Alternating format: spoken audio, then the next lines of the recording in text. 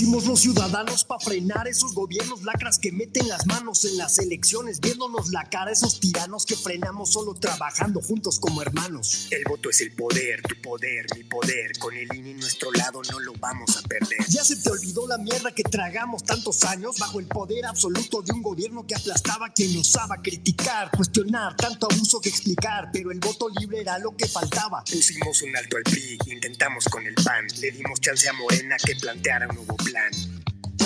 Nuestro INE puso a López Obrador en el poder, ahora quiere destruirlo y tú y yo vamos a perder la libertad de ejercer nuestra voz y detener los abusos de cualquiera que nos pretenda joder. El voto es el poder, tu poder, mi poder, sin el INE ya no hay nadie que lo pueda defender. Hoy ya no nos lo tragamos, ya no estamos en pañales, no dejemos que otra vez hagan de chivo los tamales, que otra vez nos vean la cara y se quieran pasar de lanza. Nuestro INE es la conquista del pueblo contra la tranza. El voto es el poder, tu poder, mi poder, con el INE no se metan, lo vamos a defender. Aún tenemos el poder y eso no les hace gracia. Somos más los mexicanos que queremos democracia. Te elegimos gobernante, diputado, senador, para defender al pueblo y no el capricho de un traidor. Piensa en tu país, tus hijos y no solo en tu bolsillo. Que la historia no te juzgue por ser cómplice de un pillo que llegó al poder mintiendo, y que la Virgen nos ampare. Sin el INE ya no habrá poder humano que lo pare. El voto es el poder, tu poder, mi poder. Con el INE en nuestro lado no lo vamos a perder.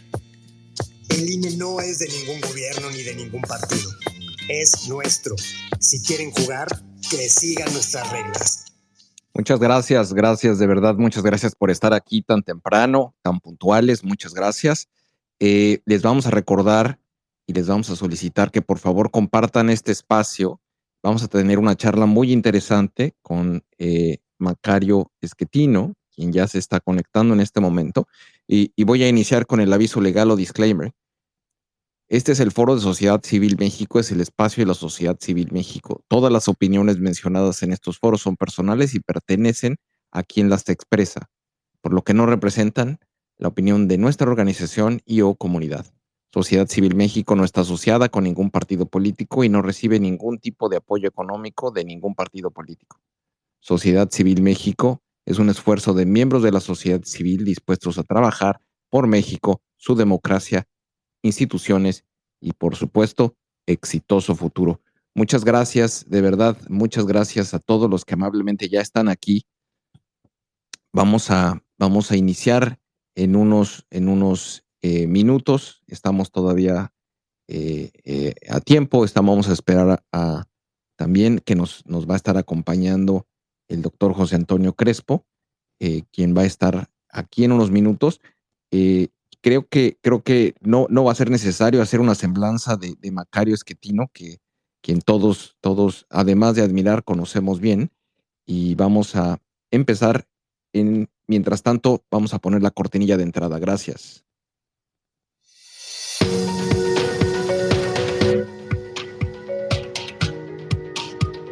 Bienvenidos al espacio de Sociedad Civil México, donde propiciamos el diálogo y el debate ciudadano.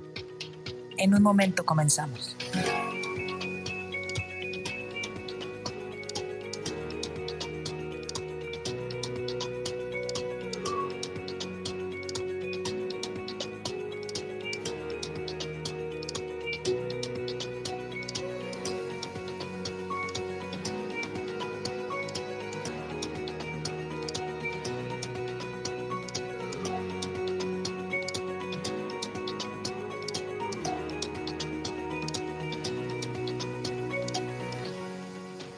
Síguenos en nuestras redes sociales.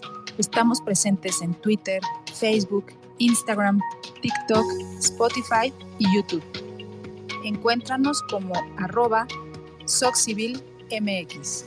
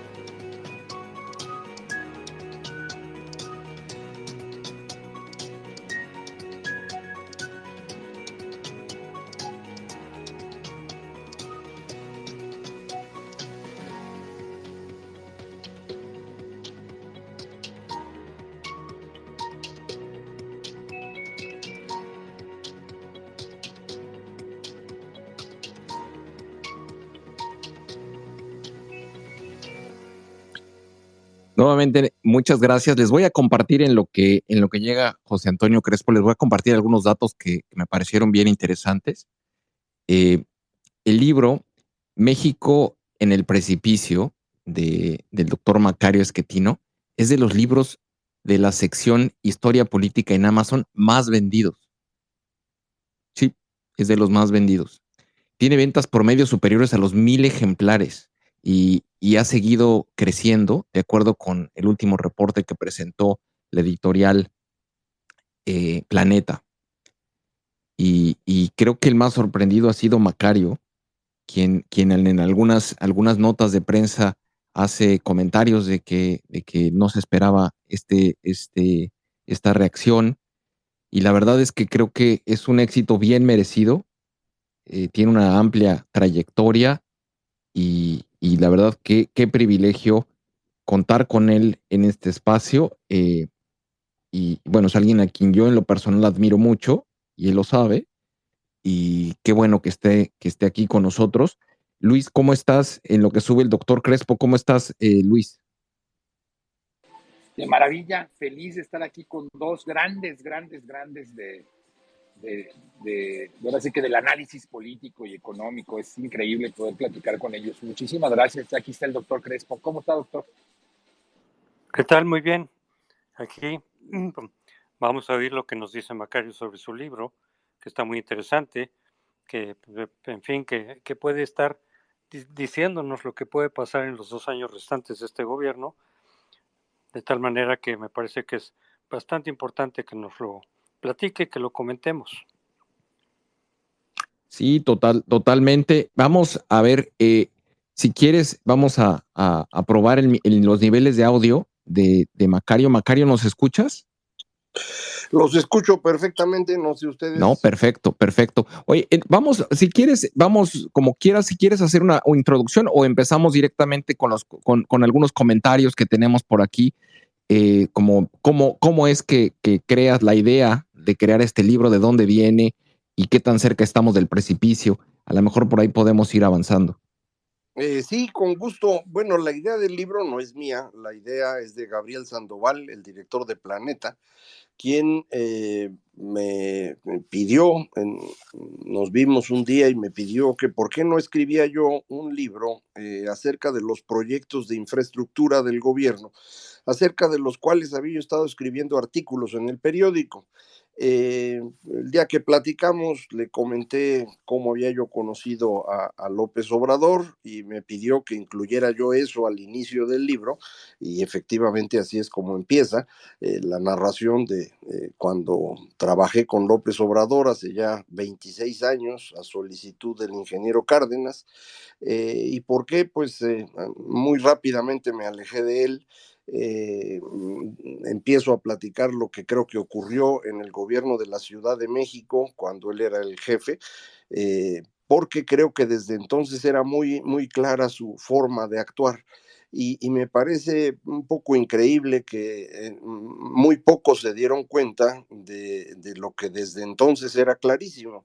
Ya de ahí me pongo efectivamente a revisar los proyectos de infraestructura, amplío un poco el tema para no quedarme solo, por ejemplo, en el caso de Dos Bocas, sino hablar de toda la cuestión del petróleo y la electricidad, no nada más el Tren Maya, sino también el transísmico, y de ahí pues a revisar la política social, porque aunque no sea un tema de infraestructura, me pareció que era muy importante para entender a dónde se están yendo los recursos del gobierno, y esto al final me lleva a concluir que pues no le alcanza el dinero al gobierno para lo que quiere hacer, y el libro termina concluyendo que pues vamos rumbo a una crisis fiscal que en mi opinión ya la tenemos. Esa es la razón por la cual hoy no hay vacunas para los niños.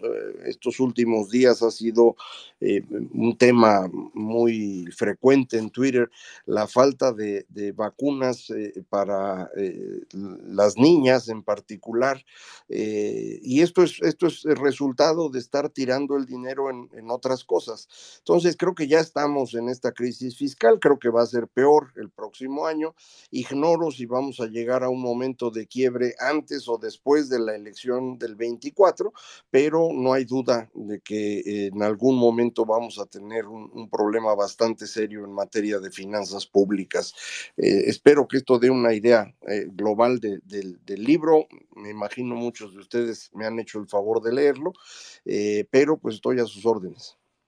Y en ese sentido, y nos gustaría un poquito nos comentaras tus reflexiones que mencionas en el libro, quienes hemos tenido oportunidad de leerlo, ¿cuál es uno de los temas de la agenda que estamos promoviendo en Sociedad Civil México y junto con otras organizaciones a través de este paraguas de Unidos? Es la creación de un plan de gobierno a través de iniciativas que presente la sociedad civil y un programa de reconstrucción que de todo lo que de todo lo que se ha destruido.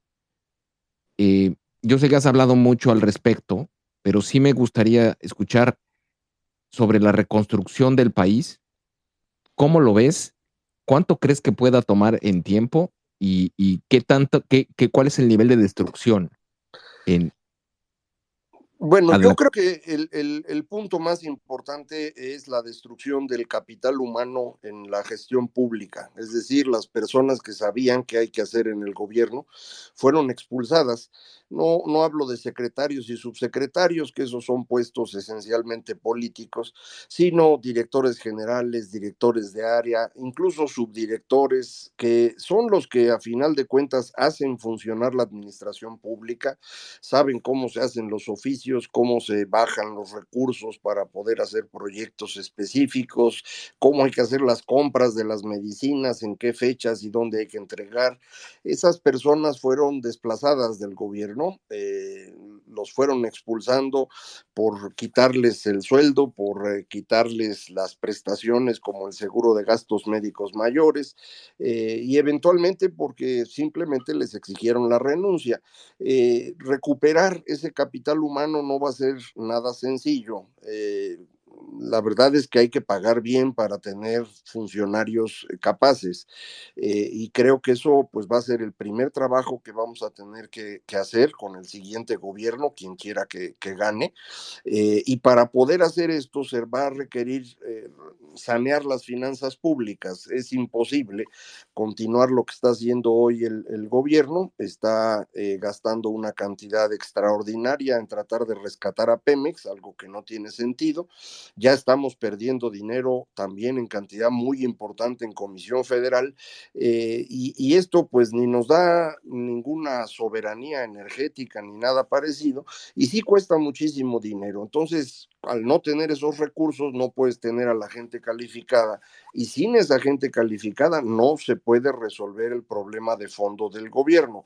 Esto independientemente de todos los problemas que a uno se le ocurren en este país que traemos arrastrando por décadas, simplemente regresarnos a donde estábamos en 2018 para a partir de ahí empezar a corregir, ahora sí, los errores que ustedes gustan. Y sobre este diagnóstico y análisis, yo sé que has comentado sobre si existe salvación y la salvación pudiera estar que el presidente entendiera que de muchas cosas, ¿no? Que está error. Y yo creo que no va a entender nada. ¿Íbamos a hablar del libro o de milagros? No, es que es a lo que iba. Yo creo que nunca va a entender nada, ¿no? Entonces, ¿cómo resolver este entuerto? Bueno, ahorita no podemos hacer mucho. El presidente le quedan casi 2 años de gobierno. No hay forma de sustituirlo o reemplazarlo, a menos que él decidiera renunciar, o por motivos de salud tuviera que separarse. Y de cualquier manera, bueno, pues eso nos llevaría a un problema muy serio, porque su institución política no es un partido político, es un muégano de distintas fuerzas que lo único que tienen en común es la adoración a la persona presidencial y el ansia por el poder. Con ellos no creo que se pueda hacer mucho tampoco. Vamos a ver si esto puede cambiar después, pero en el corto plazo yo no veo una solución pronta. Ya quiere hablar Toño Sí, sí. Antes de que hable, nada más digo una última cosita de esto, y es que creo que hay que empezar a actuar como si el presidente no existiera, porque no podemos esperar mucho de él. Ahora sí, perdón, Toño, adelante. No, en realidad no era para que terminaras antes, sino para que me dieras la palabra después de ti para, en fin, para profundizar un poco. Eh, yo creo que hay muchas cosas que se pueden preguntar y se puede profundizar de tu libro, del pronóstico que haces, que por cierto espero que no se cumpla, pero, pero en los pronósticos que se hacen en ciencias sociales, que es una de las partes más difíciles, porque es precisamente adelantar un escenario antes de que ocurra, sabiendo que en ciencias sociales el margen de error es muy amplio. No es física, no es astronomía, se puede uno muy fácilmente equivocar y por eso mismo es que los pronósticos que se hacen, tanto en economía como en política, en fin, otras ciencias sociales, hay siempre algún especialista, en este caso seguro que también lo hay, que tiene un pronóstico contrario. Si tú dices que se va a caer la economía, seguro que hay otros que de hecho hemos leído que dicen que no tanto, e incluso dicen que ya vamos a estar en plena recuperación algunos otros. Y los más optimistas o los más ideologizados, como se quiera ver, pues dicen que incluso vamos a estar ya jalando fuerte, ¿no? El crecimiento y demás. Entonces, siempre existe un margen de error. Y los que estamos en eso, pues sabemos que tenemos que dar nuestros pronósticos al margen de lo que queramos que suceda. A mí me ha pasado que muchas veces hago pronósticos políticos, como fue el hecho de decir si iba a ganar López Obrador en 2018. No quería que ocurriera eso, pero era lo que estaba viendo. Entonces uno escribe lo que crees que va a pasar al margen de que quieras que pase eso o no. Y de hecho tiene que hacer un esfuerzo, el seguro te pasa a ti también, Macario, un esfuerzo de separar lo que uno quiere, el wishful thinking, de lo que piensa uno que va a pasar, aunque no nos guste. Pero bueno, me gustaría que ese escenario no se cumpliera, más allá en fin, del que uno arriesga un poquito su capacidad de análisis, te avientas el pronóstico que uno cree que va a pasar, pero pues desde luego que no es lo que más le conviene al país, pero es lo que puede ocurrir y de acuerdo con tus análisis es lo que va a ocurrir. Bueno, pues ni modo, pero ahí jalaría un poquito para hacerte una pregunta, un poquito a mi terreno, que es el de las consecuencias políticas de ese escenario. Yo te he leído varias veces y te he oído, y de hecho lo hemos platicado, sobre las consecuencias políticas electorales de un escenario catastrófico, de un escenario muy malo en términos económicos. Muchas veces te he oído decir que ya perdió Morena, en parte precisamente porque va a entregar muy malas cuentas en términos económicos.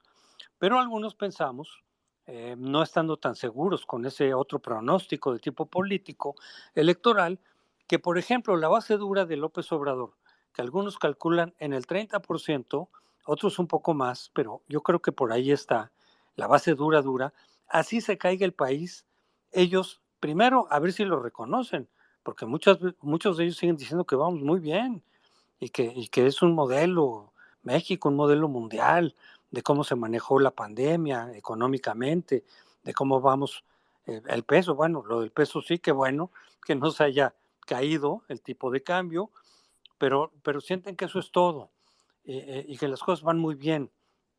Bueno, ellos van a decir, aún en el caso de que reconozcan que las cosas fueran mal, que se cayera la economía, le van a echar la culpa a cualquier otro. Digo, siguiendo a lo que diga López Obrador. Será lo que tú quieras, los conservadores que le metieron el pie, la situación económica, lo de Rusia, lo que ustedes quieran, pero ellos lo van a creer y no lo van a responsabilizar a López Obrador. A lo mejor entre los indecisos o los obradoristas no tan duros, sí puede haber una repercusión, pero el voto duro, no creo.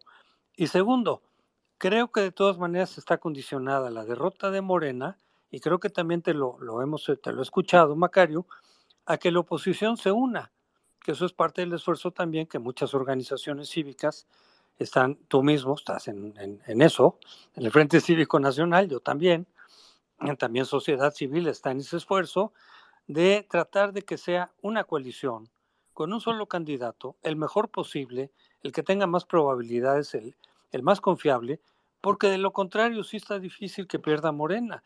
Incluso yo diría, no sé tú qué pienses, esa es la pregunta, a pesar de un escenario tan desfavorable para el gobierno y para Morena como el que tú pintas en tu libro, aún así, si va dividida la oposición, creo que las probabilidades de ganarle a Morena son muy reducidas. Pero quisiera que nos lo comentaras, Macario, ¿cómo verías esa parte?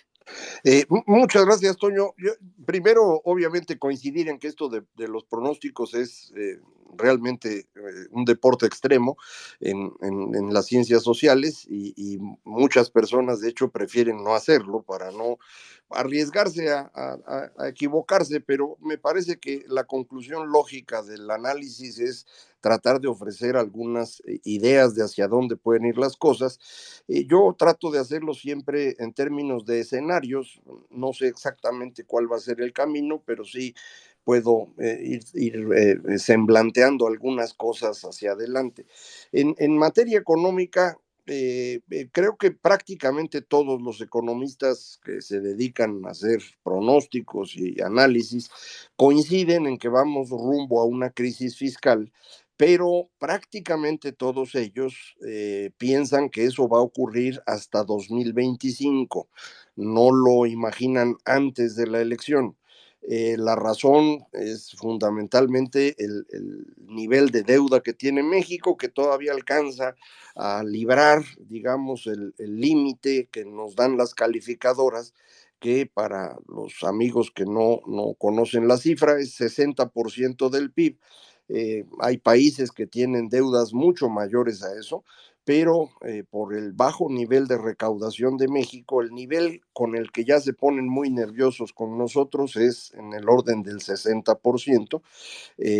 Este año vamos a acabar alrededor del 50% y pues dicen, si vamos a estar con un déficit cada año de 3 y fracción, pues alcanza para 3 años, ¿no? Entonces, 23, 24 y en el 25 sería la crisis.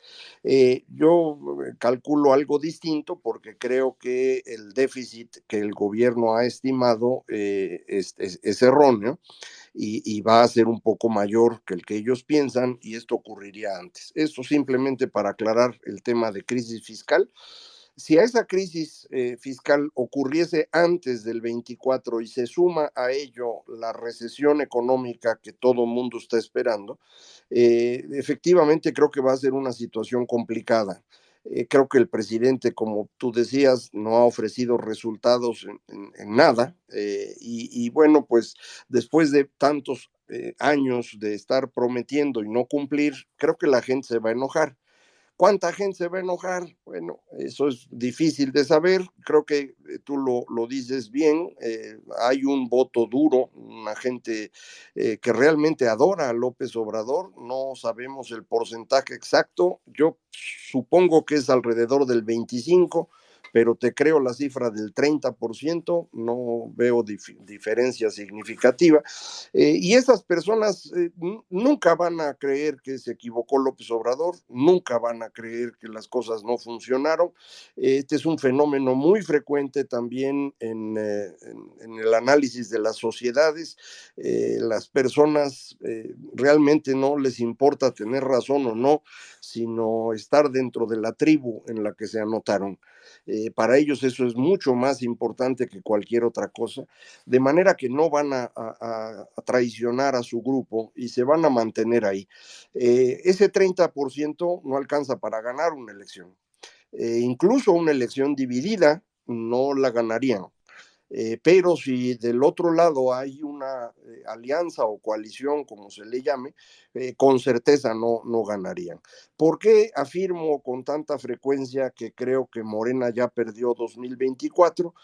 Porque me parece que el presidente en eso está pensando, en que no puede ganar. Que la única forma de ganar es efectivamente dividir la oposición, y sus intentos hasta ahora, que no han sido tan exitosos como él suponía, lo han ido poniendo cada vez más nervioso y me parece que ya optó por un camino distinto, que es robarse la elección. Eh, Él le encanta hablar de fraude, pero es porque él lo conoce bien, no porque se lo hayan hecho. sino porque él sabe cómo se hace eso. Y él sabe que con el Instituto Nacional Electoral, como el Instituto Federal Electoral antes, un fraude no podía ocurrir. Él sabe que nunca hubo un fraude en 2006. Sabe que si destruye al INE, entonces podrá hacer un fraude y podrá robarse la elección. Y creo que ese es el camino en el que va. Yo creo que en una elección limpia como las que estamos acostumbrados en México, donde nosotros mismos, es decir, los ciudadanos, contamos los votos, no tiene posibilidad de ganar frente a una coalición y muy probablemente tampoco frente a un voto dividido. Creo que hay una proporción grande de mexicanos que ha ido definiendo las elecciones desde que tenemos democracia y ese grupo creo que ya está muy enojado con López Obrador. Luis, ¿quisieras hacer algún comentario? ¿Estás ahí? Sí, aquí estoy escuchando con muchísima atención. No, pues queda muy claro que con uno ganamos, con dos perdemos. Queda muy claro que esa base dura de Morena, que la pudimos ver en la revocación de mandato, que rebasa los 15 millones, pues no le da contra los 94 millones del padrón electoral. Queda muy claro, como lo dijeron ya varios jugadores políticos en diferentes espacios, que necesita hacer esto una elección de clases medias, que tenemos que unirnos para poder luchar contra el abstencionismo, que es realmente nuestro enemigo a vencer. O sea, Morena no es tan grande como la gente pueda pensar y como muy bien dice el doctor Macario, el doctor Crespo, pues no es tan grande el enemigo, ¿no? Y sí hay una base dura que pase lo que pase, va a seguir como caballo de carreta, ¿no? Con los ojos tapados, pero yo creo que somos mucho más los que ya estamos en una conciencia colectiva. Ese es mi comentario hasta el momento. Pues ojalá que así sea, José Antonio. Sí, bueno, esos son los escenarios que se van dando. De todas maneras, yo no me confiaría tanto. Es cierto que López Obrador está preparando el fraude, por supuesto, pero no necesariamente, ahí quizá difiere un poco de Macario, no necesariamente es porque piensa que va a perder.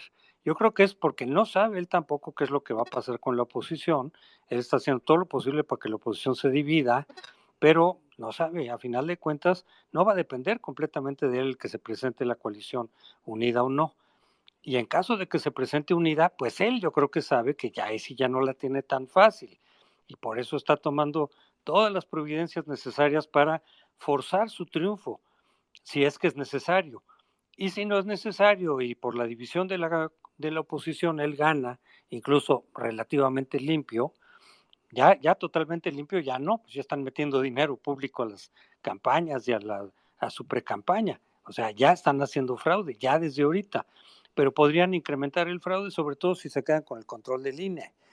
Pero en fin, creo que el hecho de que efectivamente él esté queriéndose quedar con el INE y viendo la forma en que pueda garantizar tu triunfo, no quiere decir que en algún escenario no pueda ganar bien, limpiamente, digamos, o básicamente, que no requiriera del control del INE. Pero él tampoco sabe qué va a pasar. Y él está haciendo todo, porque lo que sí sabemos, y eso es lo que también pone en entredicho cómo va a ser la elección del 24, es que él va a hacer lo que sea, lo que se requiera para no perder, para que su partido no pierda. Que su partido no pierda, yo creo que es la peor pesadilla que tiene él, por varias razones. Porque por un lado sería la forma en que su proyecto transformador, histórico, pues ya no quedaría ningún elemento para decir, oye, fue una farsa, no sirvió de nada, fue un engaño gigantesco y el público ya te lo hizo ver a través de las urnas. Ya no habría manera de medio defender a su proyecto. Si gana Morena, todavía poder decir, como ya está diciendo, ya sembré los cimientos, ya los resultados se van a ir viendo, no daba tiempo en 6 años porque me dejaron un cochinero, pero podría salvar cara, digamos. Ya lo que ocurriera después ya no le tocaría a él. Y segunda razón por la cual él no va a permitir, por lo menos en lo posible, que pierda su partido. Que le pueden llamar a cuentas. Sabemos que tiene una cantidad de cosas ahí, de esqueletos en el armario, que aunque sus seguidores te aseguren y pongan su vida en prenda de que López Obrador es inmaculado, pues los demás sabemos que no, y él sabe que no. Entonces sí podría estar expuesto, sobre todo si no hubiera pacto de impunidad de por medio, que creo que en esta ocasión no lo va a ver, pues sí estaría expuesto a que lo llamaran a cuentas. Entonces él va a hacer todo lo posible, limpio o no, para quedarse con el poder. En eso sí estamos de acuerdo. Pero eso mismo nos aventura el escenario de que va a estar complicadísima esa elección. Va a estar complicada. Con coalición opositora o sin coalición opositora, creo que va a estar muy peleada, muy tensa, muy complicada. En fin, y si además le agregas una situación económica como la que nos plantea Macario, pues entonces sí se ve realmente difícil esa elección. Pero en fin, sigamos. No, coincido y quizá algunos, Macari, me gustaría conocer tu opinión. Algunos analistas dicen que quizá sería mejor que la crisis, esa crisis fiscal, crisis financiera, ocurriera durante este sexenio. Otros dicen que seguramente ocurriera en el siguiente. Pero yo creo que si ocurre en este sexenio, sí puede haber ese costo político al que hace referencia José Antonio. ¿Tú dónde lo ves en esto? Dices que ya empezó, pero que tenga un impacto importante.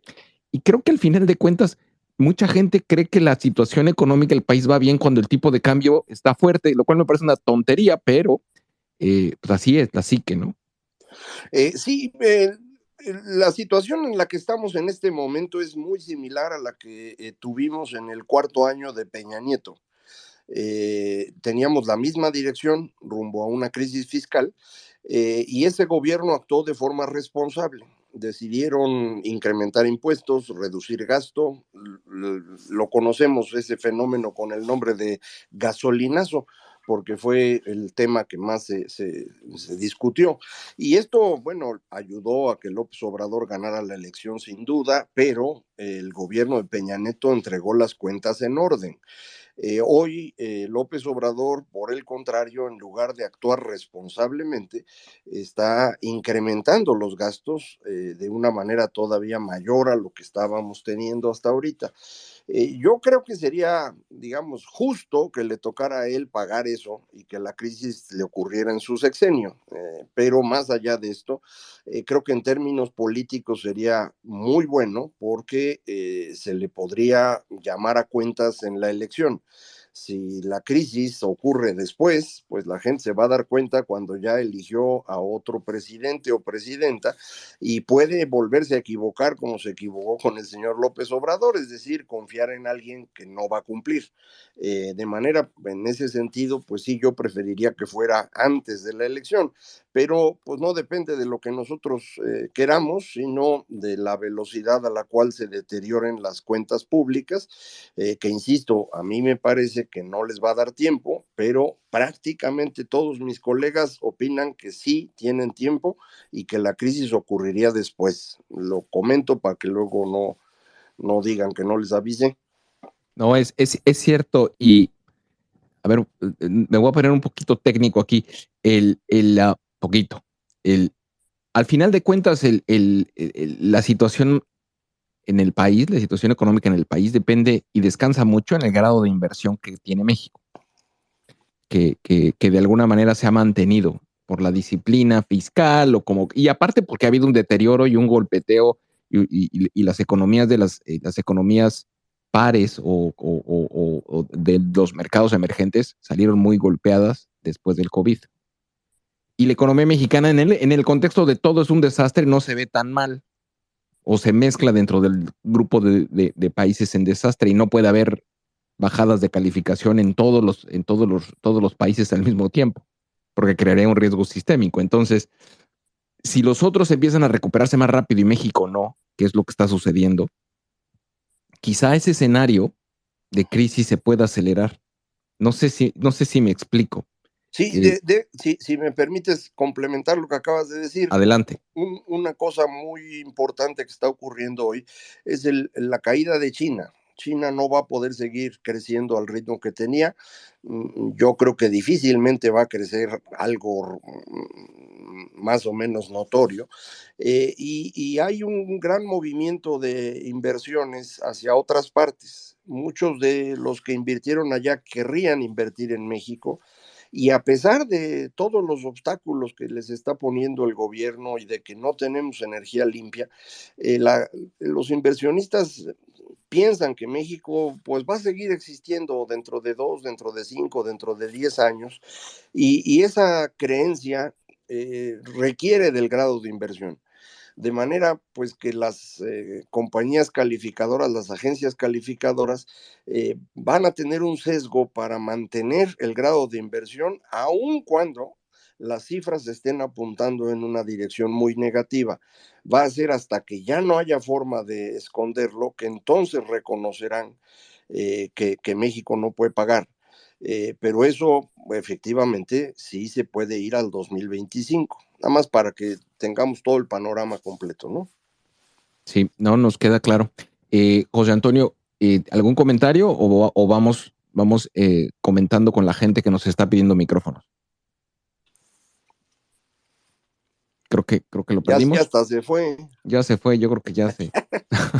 Hablamos de grado de inversión y él quería regresar a escenarios políticos.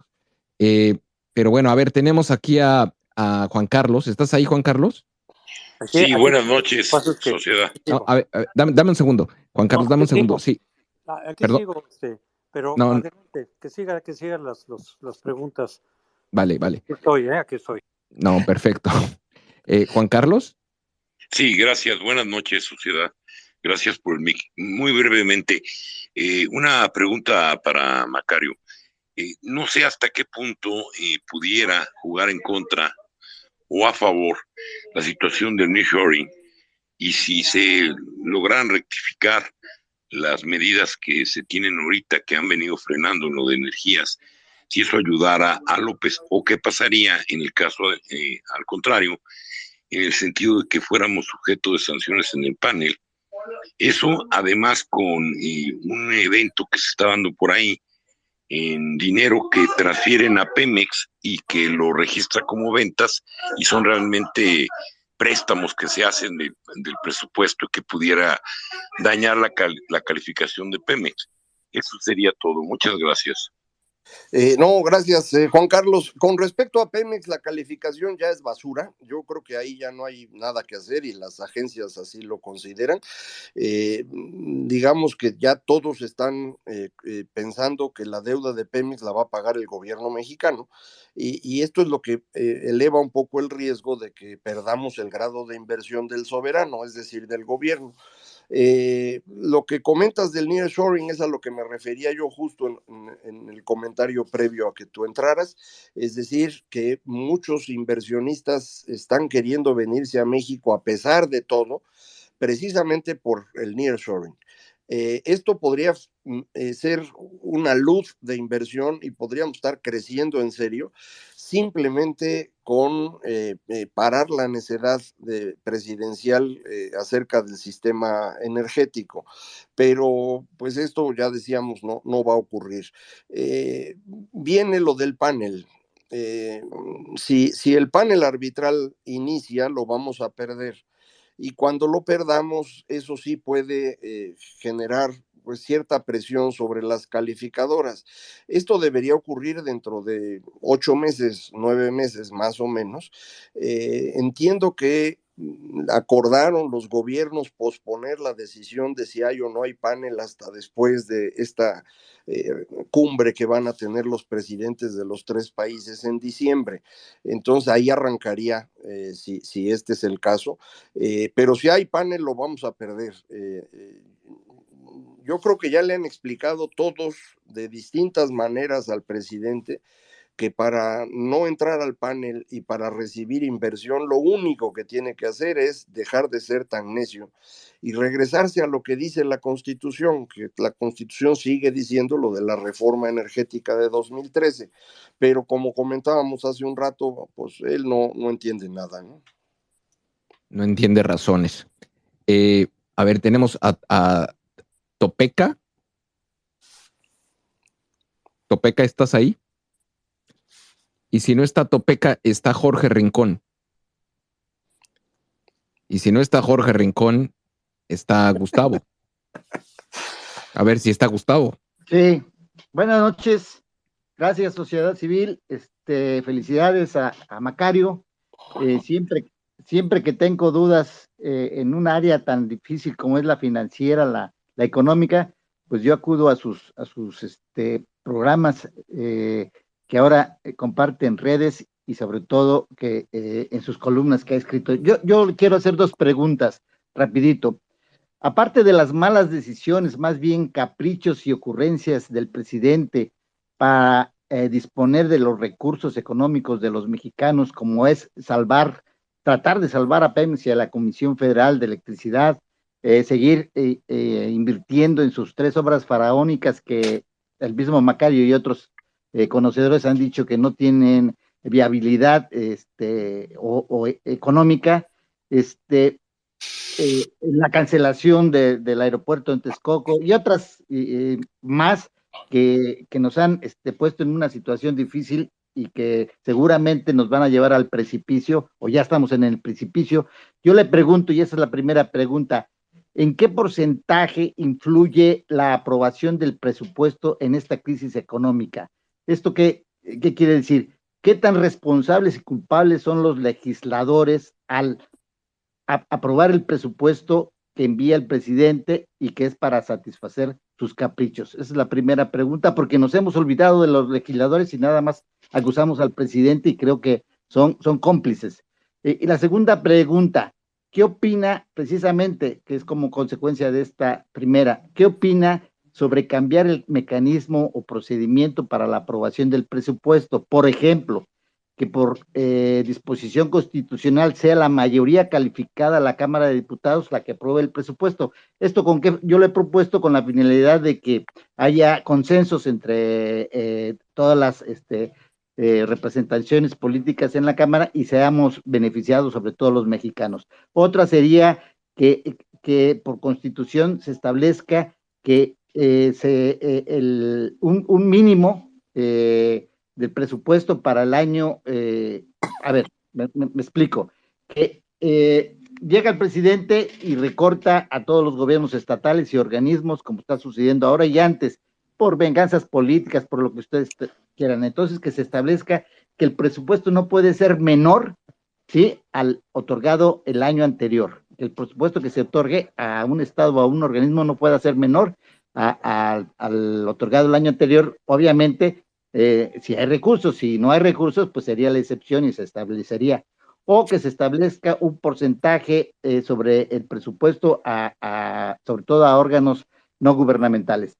Esas son las preguntas. Nuevamente, felicidades a Sociedad Civil y a Macario. Gracias, Gustavo. A ver, primero, efectivamente el presupuesto es aprobado por los diputados y ellos son corresponsables de estas malas decisiones, pero sabemos que los diputados de la coalición del presidente fueron elegidos por milagro. Para ser candidatos, muchos entraron a tómbolas, ganaron en el arrastre que tuvo la votación del presidente en 2018, repitieron en 2021, ya mucho menos, con menos fuerza, pero aún así todavía tienen mayoría simple si contamos al Partido Verde, y ellos son los que aprueban el presupuesto, son corresponsables. Entonces, se podría modificar, hay varias formas que se podrían utilizar, todas las que usted menciona son interesantes, pero correrían el riesgo de generar una inercia que después podría ser muy costosa. Y es por eso que la idea de tener un consejo fiscal o de construir una oficina seria en el Congreso, como la que tienen, por ejemplo, en Estados Unidos, puede ser una mejor solución. En cualquier caso, vamos a necesitar hacer una reforma fiscal pronto, porque no nos está alcanzando el dinero. Hay que recordar que el gobierno mexicano recauda poco, aunque a nosotros nos parezca que nos saquean, de cualquier manera no alcanza. Hasta antes de la reforma de 2013, México era el país que menos recaudaba en el mundo entero. Ya con la reforma pues salimos del sótano, pero estamos lejísimos de países latinoamericanos medianos y grandes y mucho más lejos todavía de países desarrollados. Entonces habría que hacer esa reforma fiscal y creo que ahí podríamos discutir si hacemos un consejo fiscal o algo por el estilo, pero son cosas pues para los sexenios que vienen, no para este, ¿no? Muy bien. Pablo, ¿estás ahí? Sí, sociedad, buenas noches Luis, buenas noches a toda la sala, buenas noches doctores, qué gusto saludarlos. Doctor, bueno, pues para los dos, porque comentaba también el doctor Crespo del 30%, si es el mínimo estimado o el 20, hablando más o menos de la base de 18 millones. ¿Por qué? Porque creo que es el efecto Fox. Mucha gente ya de su base como que sí la ha estado pensando, creo yo, ¿no? No sé, doctor, por eso se lo pregunto. Y en materia económica, pues vienen los factores. Ahorita estamos viendo que viene el aumento de los granos a nivel mundial por lo de la guerra. El peso obviamente está mantenido, pero no por las cosas que haga López Obrador, sino porque la moneda, el dólar está debilitándose. Entonces, pues eso en sus reflejos económicos, pues los toma como un triunfo, pero ese es factor de Estados Unidos. Vienen todo con la crisis que se avecina. El otro día una persona de Coparmex nos comentó aquí que ya se están dando los avisos para el primer trimestre del próximo año, pero si se viniera, pues obviamente va a haber afectación en medicinas, en muchas cosas. En el campo, pues está repartiendo las dávidas, justamente porque pues no tenemos campo. O sea, el campo mexicano ya casi estamos importando todo, pero va a tener un efecto económico justamente si le viene esa crisis. Pero ¿ustedes cómo ven este panorama? Porque si bien es cierto, ahora los que van a ser el factor es el sector rural, porque, por ejemplo, ya sectores obreros y todo esto, en muchos casos ya alcanzan a leer, a entender, pero los sectores rurales todavía los tenemos muy apartados y creo que eso es la base de él. Y lo de la base, la baja recaudación, doctor, ¿cómo hacer con el 56% de la informalidad que están manejando estos señores y que la piensan aumentar? Porque pues para ellos son votos. Entonces, en todos esos factores, ¿cómo hacer que llegue un mensaje claro?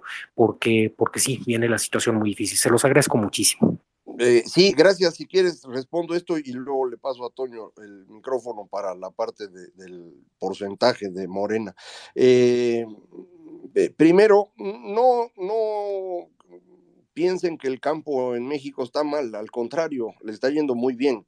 El asunto es que para que a México le vaya bien en el campo tenemos que producir las cosas que realmente se pueden producir. Esto significa frutas, verduras y legumbres y no grano. México no tiene terreno adecuado para sembrar grano en grandes cantidades, eso sí lo importamos. Seguimos produciendo todo el maíz que comemos los humanos, lo que importamos es maíz para animales. Importamos un cacho del sorgo, mucho trigo, muchísimo arroz, pero con lo que vendemos de aguacates pagamos eso y nos sobra. Entonces, por el lado del campo yo no tengo una gran preocupación en términos económicos. En cuestión de la votación, tampoco creo que sea el tema rural el determinante.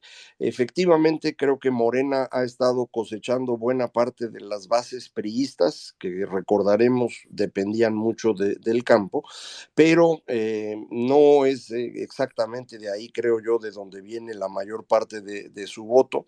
Depende muchísimo para 2024 y lo digo esto para que además Toño pueda abundar al respecto, depende muchísimo de zonas como la Ciudad de México y el Estado de México.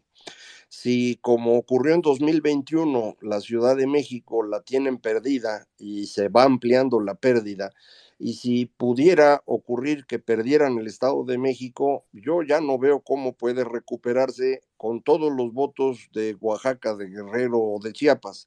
De manera pues que no, creo que el tema es un poquito más complicado que eso, pero ahorita nos dirá Toño. Bueno, pues no es tan fácil, desde luego, calcular qué votación va a tener Morena de aquí a 2 años. Cambian las cosas. Sí, efectivamente viene esta crisis que dice Macario antes del 25, sí puede repercutir electoralmente en algunos sectores. Ese bloque duro no, pero no sabemos a ciencia cierta qué tanto ese bloque duro, de cuánto es.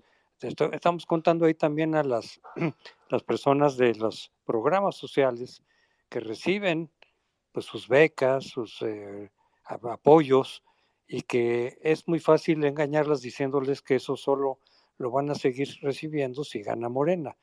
Y así a mucha gente que le he preguntado que recibe esos apoyos dicen, sí, sí, por Morena, porque esos apoyos me están sirviendo mucho.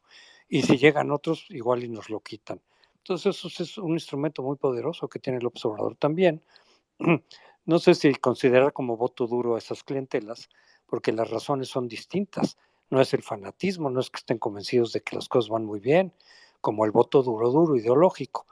Pero por eso yo calculo que podría ser ese porcentaje, pero podría ser menos, como dice Macario también, un 25%. ¿Eso te da para ganar? No, pero no son los únicos que van a votar por Morena. Habrá también gente ahí de en medio, de no el voto duro, del no voto tan fanatizado, que de cualquier manera considere que Morena está mejor que lo que gobernó PRI y PAN. Acuérdense que aquí el cálculo es básicamente quién te parece que está peor, si PRI o PAN. Muchos siguen pensando que a pesar de reconocer errores, que hay gente que sí reconoce errores, obradoristas, no de los más fanáticos, sí te dicen, no, pues sí, no, no, esto no está saliendo así muy, muy bien, y no, lo de la militarización no me gusta, estábamos en contra. Oye, pero entonces ya puedes votar por PRI, PAN, PRD. No, no, no, no, tampoco, eso están peor. O sea, el cálculo que cada quien haga sobre qué es peor, si fue el PRI y el PAN todavía peor a lo que estamos viendo ahora, o los que pensamos que esto está peor que lo que fue el PRI y el PAN, sin que PRI y PAN fuera Suiza. Nadie ha dicho que era Suiza ni que era el mundo idílico, simplemente que ahorita estamos viendo las cosas peor. Pero cada gente hará su cálculo de cuál de los dos es peor. Si PRI o PAN fue peor que ahora, o lo de ahora es peor. Y a veces la diferencia no es tan grande para mucha gente. Para muchos puede ser muy claro, para muchos de los que estamos aquí. Pero mucha gente sí puede calcular que es peor Morena, pero no necesariamente por mucha diferencia. En fin, esos también, muchos de ellos van a votar por Morena. Por eso mi cálculo también de la votación de Morena no es el 50% que algunas encuestas le dan ahora de intención de voto, pero si yo sí lo ubico, todavía lo ubicaría entre 40%, puntos más, puntos menos. Sí, un poco más que el voto duro. Fíjense, una encuesta reciente del Financiero, con esto termino, pero a partir de que estoy haciendo sus cálculos, dice que el 25, así como obradoristas, se identificó el 25%. Como panistas y perredistas y demás, era menos, como el 20, un poco menos del 20, frente al 25% de obradoristas. Y un 50% de apartidistas, de los que no se identifican con ningún partido. Bueno, dos consideraciones. De esos apartidistas, todavía la mitad ve bien a López Obrador. Todavía esos podrían votar. De ese 50% de apartidistas, la mitad podría votar todavía por López Obrador, pese a no identificarse con Morena. Luego, el 25% de morenistas, que esa podría ser la base por el voto duro. Pero fíjense que ese 25% se ha calculado sobre toda la ciudadanía, los 90 y tantos millones, no sobre los que votan. Si calculamos que quienes van a ir a votar, como en otras elecciones presidenciales, será el 60 y algo por ciento, 63, 65%, pues ese 25% ya se hace más de los que van a votar, no de todo el conjunto ciudadano, sino de los que acuden a las urnas. Porque además sí sabemos, eso sí se sabe, que los que se identifican con algún partido, el que sea, tienden a ir a votar más que los apartidistas. Entre los apartidistas prevalece más la abstención que entre los que están convencidos de un partido. Entonces ese 25% que registró el Financiero van a ir a votar, pero no son el 25% de los electores, son más dentro de los electores, de los que van a ir a votar. Por eso el cálculo es un poco más alto, mi cálculo, de ese 25%. Pero aún así, si estuviera yo correcto más o menos, en que creo que el 40% es el que va a votar por el candidato presidencial de Morena, 40, 43, en fin, puntos más, puntos menos, se le puede ganar, sí, pero una vez más, siempre y cuando la oposición se unifique, porque hay que tomar en cuenta un elemento más. Con eso termino. Un elemento más. Si le vamos a ganar a Morena, los críticos, los opositores, tiene que ser con un margen amplio, no como Bolsonaro, no como perdió Bolsonaro, como ganó Lula. No, porque en ese margen pequeño, López Obrador no va a aceptar el triunfo y va a voltearlo. Se le tiene que ganar con un margen respetable.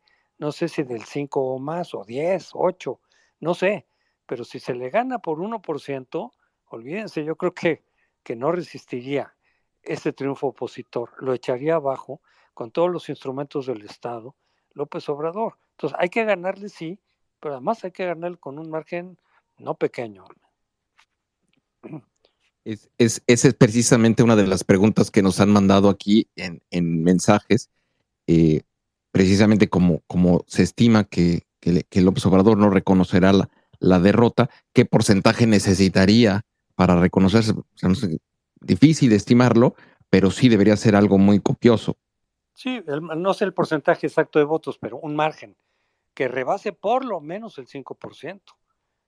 Si está del 5% para abajo, yo creo que el observador lo va a resistir y lo puede voltear Y con los luego, instrumentos del Estado.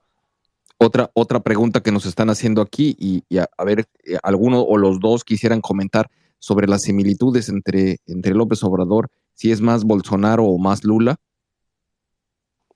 Para mí, Bolsonaro. Digo, no tengo duda.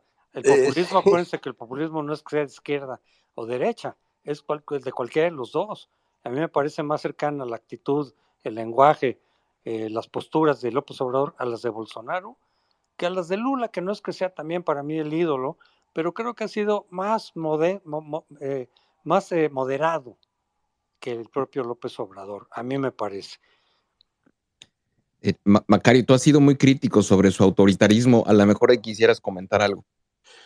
No, yo creo que es efectivamente un demagogo, un populista. Creo que se parecería más a Bolsonaro o preferiblemente a Trump, si quieren, para que no haya duda. Ya, muy bien. Bueno, está aquí con nosotros Daniel, quien es parte del equipo de sociedad civil del capítulo Jóvenes, y es un chavo que todavía está terminando la escuela, pero que se ha politizado mucho a través de estos ejercicios ciudadanos. Daniel, ¿cómo estás? Muy buenas noches. Muy buenas noches, sociedad. Luis, gracias por abrir este espacio. La verdad, de escuchar al doctor Crespo y a Macario es una masterclass. Y yo quiero hacerle una pregunta a Macario, justo regresando al tema de grado de inversión, porque sé que su mero mole es la economía. El esquema fiscal de México, pues somos muy dependientes de la inversión extranjera directa. Y lo que a mí me preocupa mucho son las consecuencias económicas si perdemos el grado de inversión o si por las controversias en el TEMEC igual nos pueden poner aranceles muy fuertes. ¿Te preocuparía que se pusieran a emitir deuda o coaccionar al Banco de México para que emitieran dinero a lo baboso? ¿Cómo afectarían nuestras reservas? Si pondrían en jaque a la divisa, a la política monetaria, al propio Banjico. ¿Tú qué crees que pasaría? ¿Qué consecuencias tendríamos? ¿Podría ponerse tan mal y tan feo como en Argentina? O sea, un país económicamente en el hoyo, sin soluciones a corto plazo. Y bueno, es que a mí como joven me preocupa mucho porque se está armando una bola de nieve que no sé cómo vamos a resolver y que a mi generación le va a tocar porque viven en la 4T con el largo plazo todos muertos y a nosotros somos a los que vamos a tener las consecuencias. Bueno, a ver, no, no dependemos mucho de la inversión extranjera directa. Y la inversión extranjera directa no depende esencialmente del grado de inversión. Lo que afecta mucho el grado de inversión es a la otra parte que le llaman inversión de cartera. Ese es un ahorro que para estar en México en papeles mexicanos, sean del gobierno o de empresas, estos papeles deben tener grado de inversión al menos. Si lo perdiéramos, pues este dinero tiene que salir de inmediato del país a colocarse en alguna otra parte. Y eso sería un golpe relevante. Ahí sí habría un ajuste del tipo de cambio. no un ajuste brutal, pero sí un ajuste. Si el gobierno mexicano decidiera, o el presidente López Obrador decidiera tratar de intervenir en el Banco de México, de inmediato perdemos grado de inversión y esto se vuelve un problema muy serio. Hasta ahora esto no ha ocurrido. Creo que no va a ocurrir, eso espero, porque realmente sería una situación inmanejable. Lo mismo que podría hacer si, como alguien ha pensado, frente al panel arbitral, que como decía yo hace un rato, seguramente vamos a perder, pues se nos amarre en la bandera mexicana y diga que nos salimos del Temec. Ese sería otro caso similar.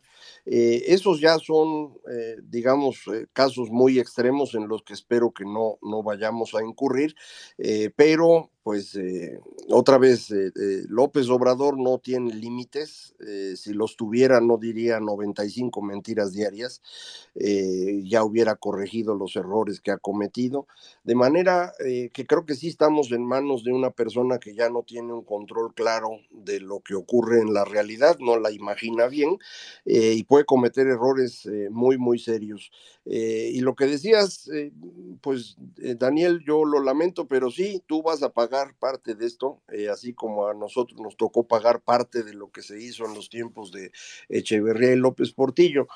Habíamos hecho un gran esfuerzo para que ya no les tocara a ustedes pagar, pero pues se nos ha descompuesto el asunto, ¿no?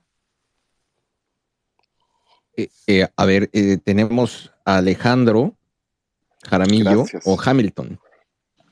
Gracias, Adelante. Muy buenas noches. Gracias por la voz.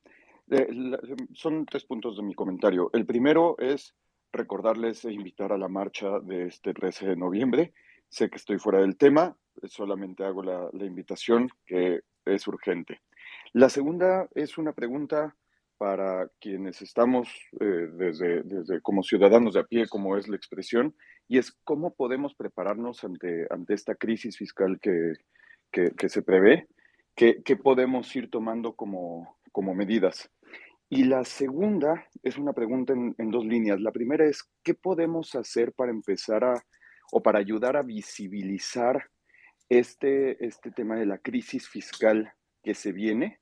Y si me pongo un poco más perverso, ¿qué podemos hacer para acelerar esa crisis que de todas maneras se prevé que estaría sucediendo, para que sí sucediera antes del 24 y entonces tener esperanza o incrementar nuestra esperanza de poder recuperar el país en 2024? Muchas gracias. No, muchas gracias, Alejandro. Qué bueno que nos recordó de la marcha, efectivamente, domingo 13. Pues hay que ir a defender el Instituto Nacional Electoral y nuestra democracia. Con respecto a acelerar la crisis, yo diría que no se me emocione tanto. Ya vamos a estar como los marxistas que quieren acelerar las contradicciones para provocar la revolución. Yo pensaría que ojalá y esta crisis no ocurriera, ojalá y pudiéramos evitarla. Coincido en que si va a ocurrir sería mejor que sea antes para que los mexicanos tengan la información clara antes de votar, pero de preferencia no la aceleremos. Y tercero, sobre los síntomas, ¿qué cosas puede uno ver para saber si viene o no la crisis? Yo la verdad, hay varios indicadores, pero yo le sugeriría, perdón que lo diga de esta manera, que me lea en el Financiero. Yo voy a avisar con tiempo. Porque va a ser complicado que esté usted siguiendo todos estos indicadores. El más importante es el balance público, evidentemente, pero a veces ese balance lo van alambreando en el tiempo porque empiezan a fingir ingresos y eso está más difícil que lo puedan seguir todos. Estamos algunos ociosos que pues podemos estar revisando las finanzas públicas con detalle y para eso estamos, ¿no? Para poderles informar con tiempo y lo mismo que se sugiere en cualquier crisis, cuidar ingresos, cuidar gastos y de preferencia tener repartido su portafolio de sus ahorros y un cachito, al menos téngalo en divisas, es decir, en monedas que no sean de aquí. No es que vaya a haber una devaluación, nadie se acelere, pero siempre conviene tener repartidos los recursos.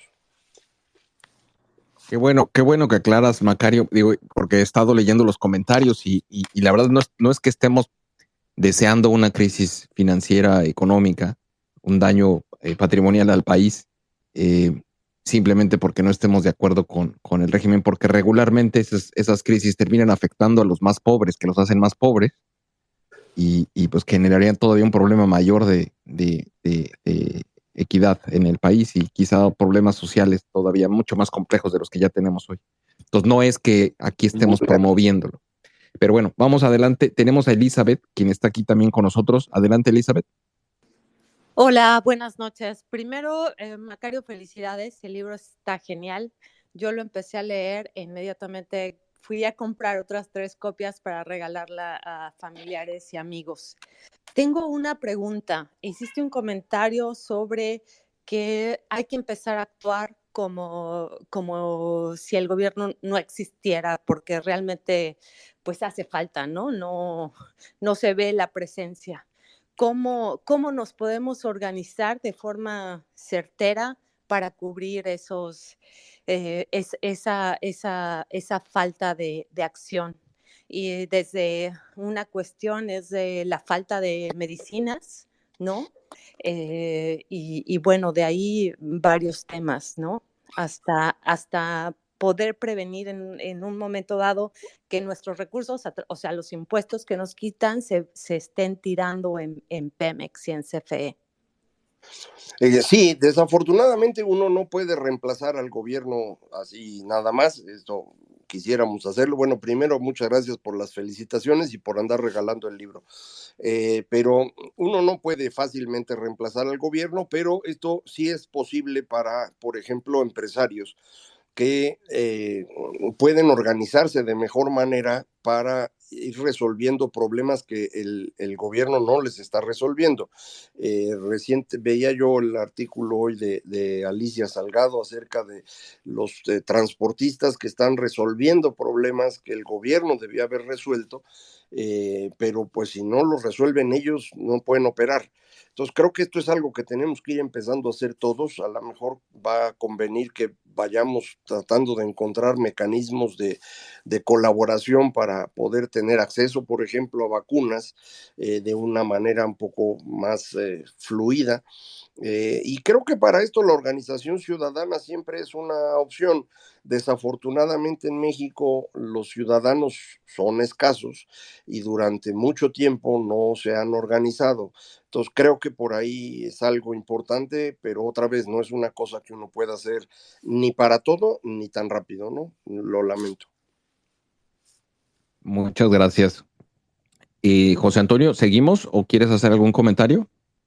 Nada más, mira, una preguntita a Macario y a ti también, Gabriel, que le sabes a la economía y todo eso. Hay un comentario interesante que nos ponen de decir, ¿qué pasa si viene la crisis que dice Macario, ya sea que sea antes o después de la elección? Si es antes puede repercutir en la elección, pero dice, ¿qué pasa? Y eso es algo que he oído en varios lados. ¿Qué pasa si a la oposición ganara, se convierte en gobierno y le estalla a él la bomba que generó López Obrador? Un poco como le pasó a Miguel de la Madrid, y que en todo su sexenio, pues ahí estuvo nada más medio administrando la crisis, pero realmente recibió una situación ya totalmente amolada, ¿no? O sea, terrible. Y dicen, no sería mejor que repita Morena y que Morena le toque su propia crisis. Digo, yo no estoy tan seguro de eso, pero es interesante el planteamiento. No sé qué piensan. Es un poco lo que le pasó también a Cedillo. De hecho, él entra y le toca a él la crisis que estaba pues anunciada desde antes, y le complica mucho los primeros años. Lo salvó el Tratado de Libre Comercio. De la Madrid le costó mucho más trabajo y ese ha sido el peor sexenio hasta este que estamos ahora repitiendo un muy mal desempeño. Es dificilísimo saber qué es mejor, ¿eh? La verdad es que yo preferiría que Morena no siguiera gobernando porque las personas que conforman esta organización política, lo comentábamos hace un rato, su única cosa en común es la adoración a López Obrador y su ansia de poder. no percibo entre ellos personas muy calificadas como para guiar a México. Muchos de ellos son muy ideológicos, incluyendo, por ejemplo, a la señora Sheinbaum, y podrían ser las cosas todavía peor, ¿eh? Si todos creen que López Obrador es lo peor que le ha pasado a México, es porque les falta imaginación. Yo creo que Claudia sería peor todavía. Entonces, mejor ni nos arriesgamos, ¿no? Ojalá y pase antes, de veras. Interesante. Hay una pregunta que me pusieron por escrito y le pedí a la persona que la hizo que subiera. Arno, ¿cómo estás? Buenas noches. Hola a todos, muy buenas noches. Buenas noches, José Antonio, buenas noches, Macario. Oigan, una pregunta muy rápida en medio de este panorama que es tan complejo. ¿Cuál creen que va a ser el papel tanto del ejército como del crimen organizado de aquí a las elecciones de 2024 y bueno, pues lo que venga después? Gracias. No, gracias a ti, Arno. Doy una rápida y luego que siga Toño. Yo creo que el presidente cree que el ejército le va a ayudar si la elección está cerrada, si se la tiene que robar, y con eso pues el ejército lo va a respaldar. Pero creo que se equivocó en ello y le ha dado al ejército todo. Ya no tiene nada más que ofrecerle. Y la política no se trata de cumplir, se trata de prometer.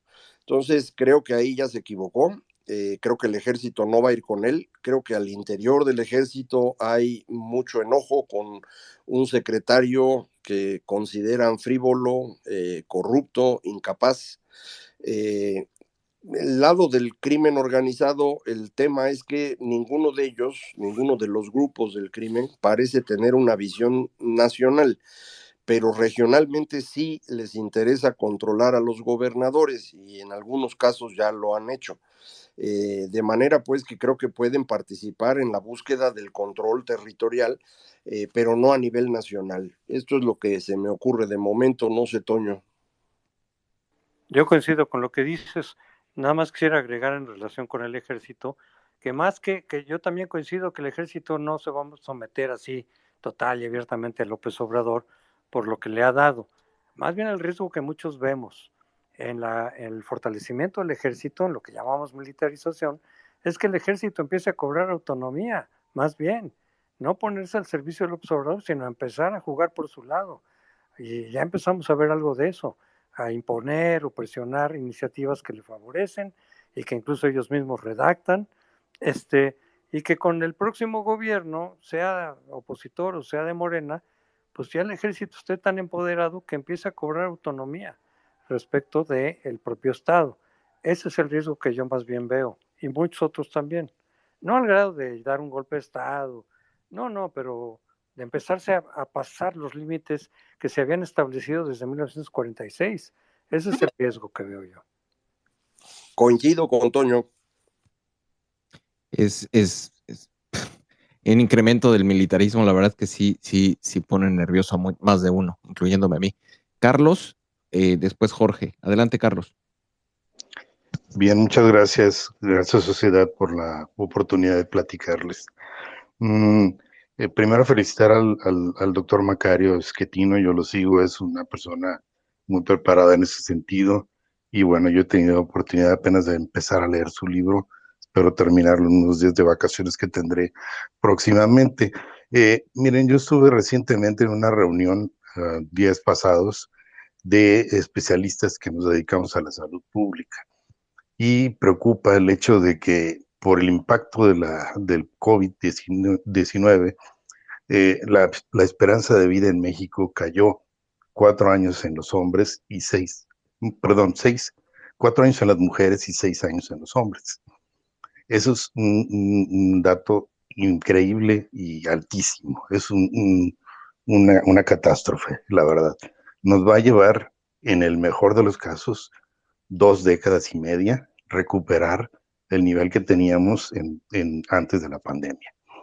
Y la pregunta va enfocada precisamente a qué tanto el desastre que se ha hecho en el manejo de la salud pública en nuestro país, en este gobierno, al desaparecer el seguro popular e inventar un instituto que no sirve para nada, que no tiene ninguna regla de operación, etcétera, va a influir en el proceso de las votaciones. Esto para mí yo creo que será importante. Ya hemos visto, lo veo yo diario al atender pacientes,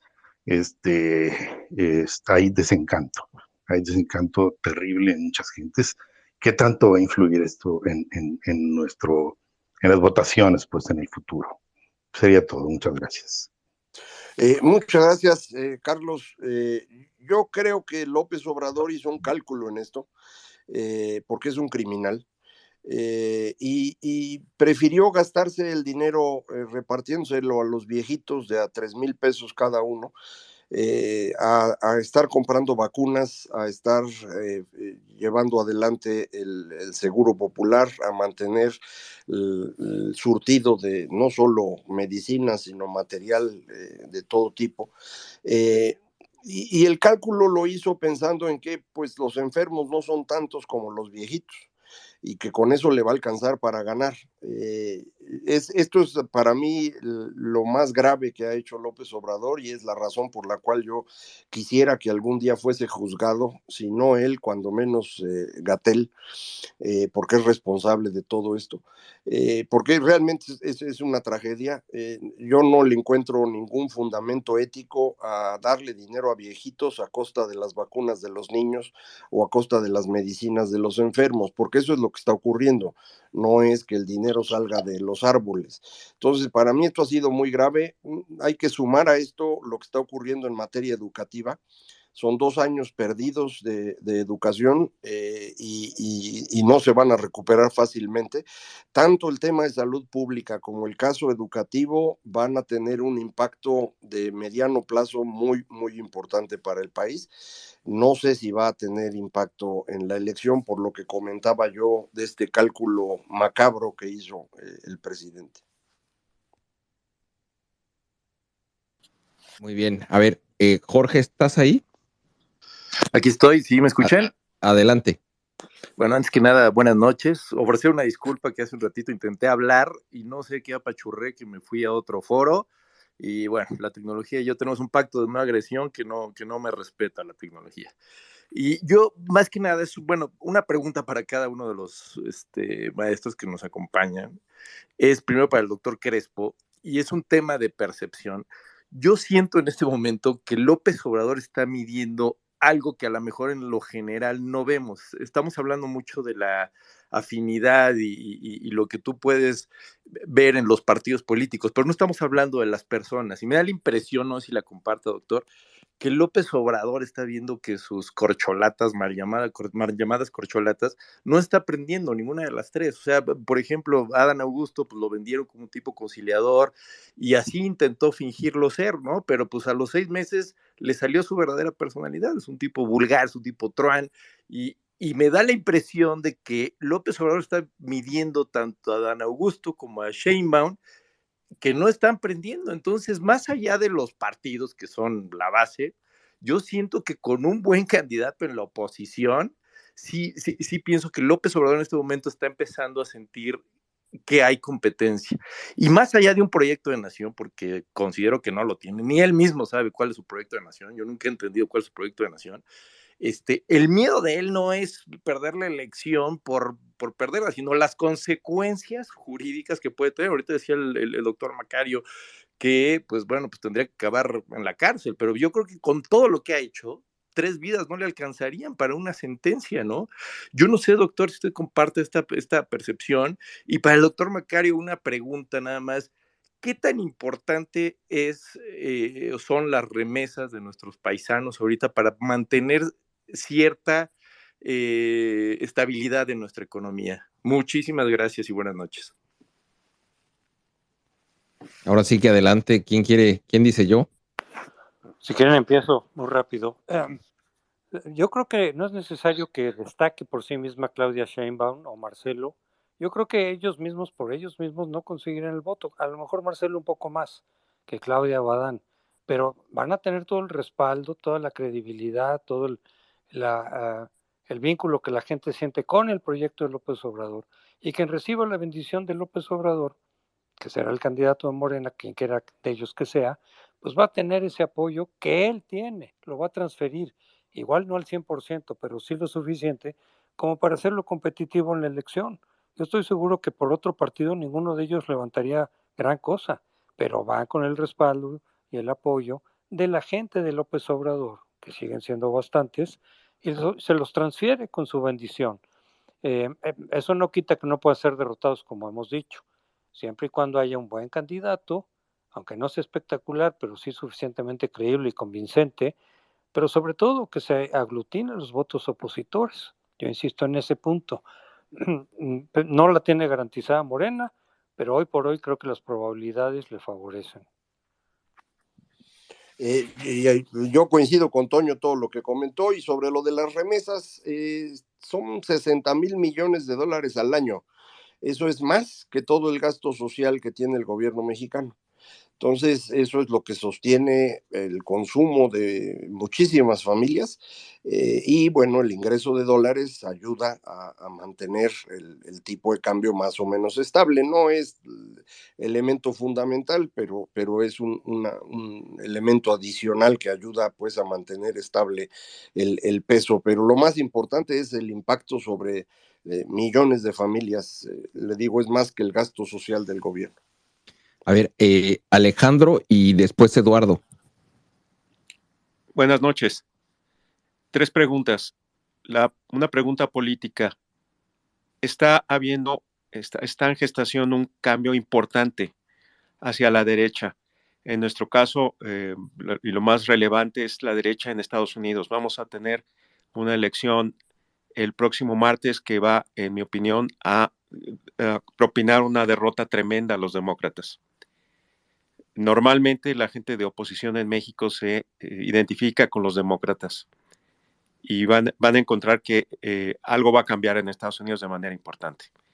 Este mismo corrimiento va a empezar a suceder en Europa, empezando probablemente con España, ya empezó en Italia.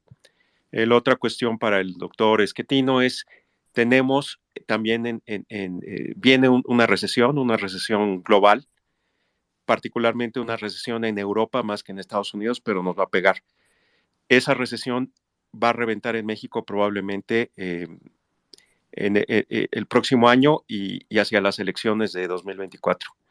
¿Qué implicaciones tendrá esto? Y finalmente, también para el doctor Schettino, seguimos diciendo que México ingresa poco en términos tributarios, pero he escuchado y más de una vez que en los números de OCDE hay un error metodológico. En México no se incluye las contribuciones a los fondos de pensiones públicas, que son varios puntos de PIB.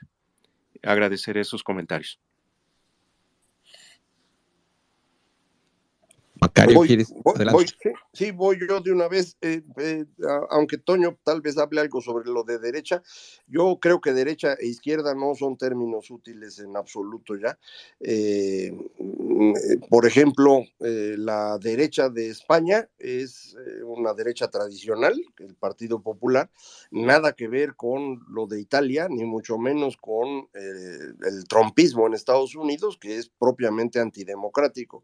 Entonces no creo que sea lo mismo, pero sí seguimos teniendo, y en eso coincido con Alejandro, sí seguimos teniendo este fenómeno muy complejo de crecimiento de los demagogos, del populismo y de los extremos. Eso sí, la recesión en Europa ya es un hecho, ya está ocurriendo. El Banco de Inglaterra hoy anunciaba números rojos para 2023, 24 y al menos la mitad del 25. O sea que está feo para ellos. Estados Unidos va a estar en recesión el próximo año, yo ya no veo duda de eso, y pues nosotros también. Entonces sí nos va a costar, a ver si eso tiene efecto o no sobre la elección, que es algo de lo que hemos comentado, pero no está claro. Y en términos de recaudación, tiene razón, las cuotas de seguridad social no aparecen en el cálculo que tiene la OCDE, pero a cambio tiene los ingresos petroleros, que en mi opinión no deberían considerarse como impuestos. No es así en otros países, pero aún quitando esto, quitándolo de petróleo o poniéndolo de las cuotas de seguridad social, seguimos siendo uno de los países con menor recaudación en el mundo. Para ponerlo así en números redondos o gruesos, México recauda por impuestos por ahí de 14 puntos del PIB, le agregamos otros 3 puntos, si quiere usted, de cuotas de seguridad social, son 17, que no tienen nada que ver con los números de más de 40 que recaudan en los países europeos, Estados Unidos 35, los países sudamericanos, la mayor parte de ellos arriba de 25, nosotros en el mejor de los casos estaríamos en 17, entonces estamos todavía muy lejos de eso y le hemos encargado al gobierno muchas cosas que por eso no puede hacer, por eso continuamente hemos estado en crisis fiscal desde los años 70. Ese es el origen de las crisis de 76, de 82, de 87 y de 95, y no ocurrieron durante este siglo, porque el gobierno de Fox mantuvo las cosas más o menos ordenadas. Calderón incrementó el gasto solo para enfrentar la gran recesión, y el que regresó a poner a México en riesgo fue el gobierno de Peña Nieto, como ya comentaba yo, pero al final actuaron responsablemente, y en esta ocasión López Obrador pues no parece que vaya a ser responsable. José Antonio. Un breve comentario sobre esto de los cambios. Yo también creo que lo de izquierda y derecha pues cada vez está siendo más confuso. Para mí la dicotomía más importante es entre demócratas, o que respetan básicamente la democracia y la apuestan, y los autoritarios, ¿no? Ya sean ahora sí que de la presunta derecha o izquierda. Y lo que estamos viendo por todos lados es, pues por un lado, es un aspecto positivo de la democracia, que está abierta a la alternancia cuando la gente se harta de un gobierno, por las razones que sean, hay muchas razones, pues se va para el otro lado, y si se harta de ese otro lado, se regresa para otro. Y así vamos, es decir, lo vemos en Brasil ahorita, ya se cansaron de Bolsonaro porque ya se habían cansado de los partidos laboristas, en fin, del PT y eso. Bueno, ahora ya se cansaron de Bolsonaro, aunque muy ajustado, muy a la mitad, pero bueno, prevaleció los que no lo quieren. Igual, pues con Trump, la gente se cansó de Trump por su populismo, en fin, por muchos de sus defectos, y le apostaron a Biden, y no tanto por Biden, me parece, sino en contra de Trump. Ahí fue más claro el decir, ya no queremos a Trump. Pero a Biden le está quedando grande el asunto, no está dando los resultados, y es probable entonces que vuelva a venir otra alternancia. Lo vamos a ver en el Congreso, pero también dentro de otros 2 años puede darse otro giro en favor del republicano. No sé si vaya a ser Trump, puede ser, u otro republicano. Igual lo de América Latina, que se está volcando a lo que se considera izquierda, y ya lo están celebrando aquí los obradoristas, es decir, se acabó la derecha, triunfo. No, pues es provisional. Al rato vemos otra vez el regreso, como fue en Argentina también, que llega Macri y luego se cansaron de él. Así lo vamos a ver donde hay democracia. En Venezuela ya no, en Nicaragua ya no. Ahí las posibilidades de alternancia ya se quitaron, pues, por lo pronto. También pueden venir cambios después, pero más difícil. Pero donde todavía funciona la democracia, pues es normal y hasta cierto punto sano el que se den estas alternancias, porque la gente se cansa de uno, te quedaste defraudado, no te cumplió, y también puede pasar aquí, nada más que no sabemos claramente si en el 24, pero también la tendencia es esa, se decepciona a la gente, los que no son así tan fanáticos, ven que no cumple, ven que va en sentido contrario a lo que ofreció en muchos temas, y se empieza a enajenar el voto, que va a dar lugar eventualmente, si las condiciones lo permiten, si las condiciones democráticas, electorales lo permiten, pues se va a ir para el otro lado. Va a ser en 24, va a ser en 30, quién sabe, pero esa es la tendencia. Y lo importante es que se mantenga abierta la vía democrática, pues para que la gente decida, si ya se cansó de un proyecto, de un gobierno en particular, pues se va para el otro y luego se regresa, como según dependiendo del desempeño de cada gobierno, sea del signo que sea. Totalmente de acuerdo. Nos quedan ya algo así como 15 minutos y tenemos todavía varias preguntas, mucha gente que todavía quiere hacer comentarios. Vamos a pedirles, por favor, que sean lo más objetivos, al punto y breves. Van en ese orden. Eduardo, Isaías, Javier, Tomás y el doctor Visimus. Entonces, Eduardo, adelante. Gracias, sociedad. Buenas noches a todos, doctor. Chetino, buenas noches.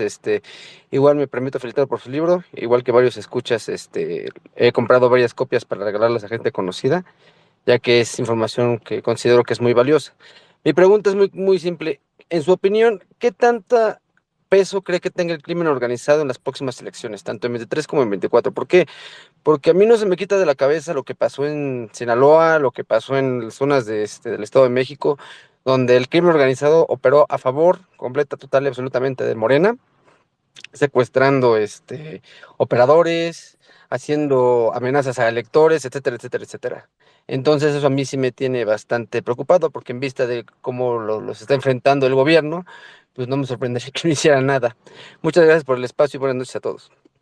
Sí, Eduardo, en la elección del 21, todo el Pacífico se lo llevó Morena, en buena medida apoyado por el crimen organizado, que en esa región es un solo grupo. El pedacito que no es de ese grupo no tuvo elección, Jalisco.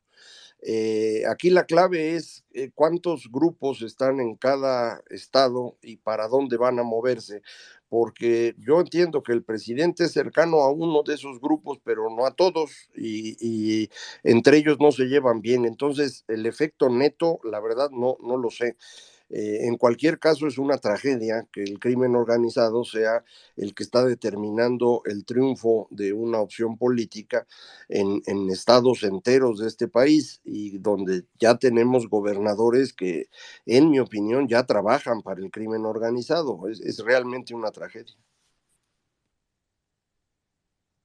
Tenemos Isaías. Isaías, ¿estás ahí? Y si no, vamos con Javier. Sí, aquí Adelante, estoy. Isaías. Isaías, adelante. Javier y después Tomás.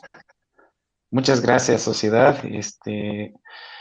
Doctor Macario, pues felicidades por lo que nos enseña a través de sus pláticas. Yo lo sigo constantemente y la verdad es que es interesante todo lo que nos comenta en relación a la economía y sobre todo cómo está nuestro país. Yo quiero ser muy puntual también en dos cosas. Primero es que vemos un gobierno que hace todo o pretende que todo se resuelva políticamente. Y hemos visto que la mayoría de los problemas, aunque son técnicos, no los resuelve así, no los resuelve de manera política. Pero bueno, a final de cuentas es una visión de gobierno que a lo mejor es válida.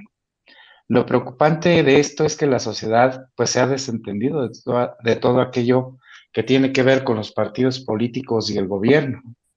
Y como bien dice el doctor Macario, hay muy poca recaudación también que nos permita tener una base sólida en la economía del país. Sin embargo, bueno, aquí hay otro punto también interesante. Se nos ha olvidado que dentro del gobierno, en los 3 niveles, hay una disciplina hacendaria. Y esa disciplina hacendaria establece que todo recurso debe ser planeado y programado a través de un presupuesto basado en resultados.